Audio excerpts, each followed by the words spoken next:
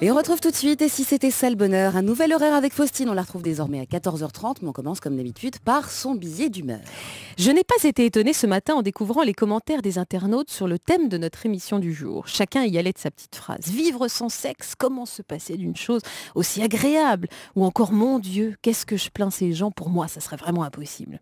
Le seul mail que nous ayons reçu d'un homme affirmant son abstinence, ce fut sur une boîte privée. Affirmer en effet haut et fort et au regard de tous que l'on n'est pas dépendant de sa libido est quelque chose d'inenvisageable, voire de honteux. L'unique personne qui a abondé dans notre sens s'est d'ailleurs sentie obligée de se justifier. Je n'ai pas de désir parce que trop de pression au travail, trop d'exigences familiales, trop peu de temps à deux, comme si l'arrêt temporaire ou définitif de sexualité était forcément la conséquence d'un blocage, de quelque chose qui ne va pas.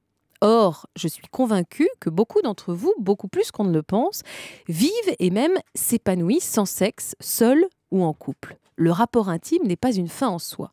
Seulement, comment l'avouer alors que la presse, les médias en général, font en permanence l'apologie de la performance, de l'orgasme à tout prix ? Il y a quelque temps, j'étais à un dîner avec mes amis. En fin de soirée, alors que nous étions posés tranquillement en pleine discussion entre filles, l'une de mes complices demanda à une autre à quelle fréquence, après 5 ans, elle faisait encore l'amour avec son compagnon.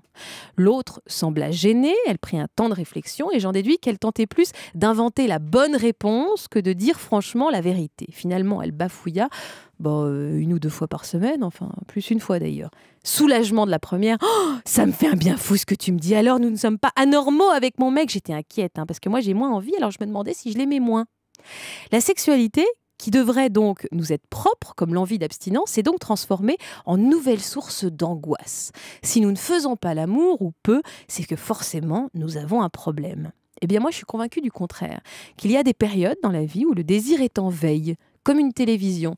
Certains décideront un jour de la rallumer avec la bonne personne, d'autres choisiront de la laisser éteinte, tout en sachant qu'elle peut toujours marcher, et les derniers la rangeront finalement au fond du grenier. Après tout, la lecture, c'est encore mieux, et c'est très bien comme ça. On parle d'eux, justement, aujourd'hui, de ceux d'entre vous qui n'ont pas de désir sexuel aujourd'hui, et qui le vivent très bien. Bienvenue donc dans « Et si c'était ça le bonheur », l'émission qui parle de tout sans tabou et qui vous chouchoute jusqu'à 15h30. Laissez-vous aller, puisque notre priorité, c'est vous. Et si c'était ça le bonheur ?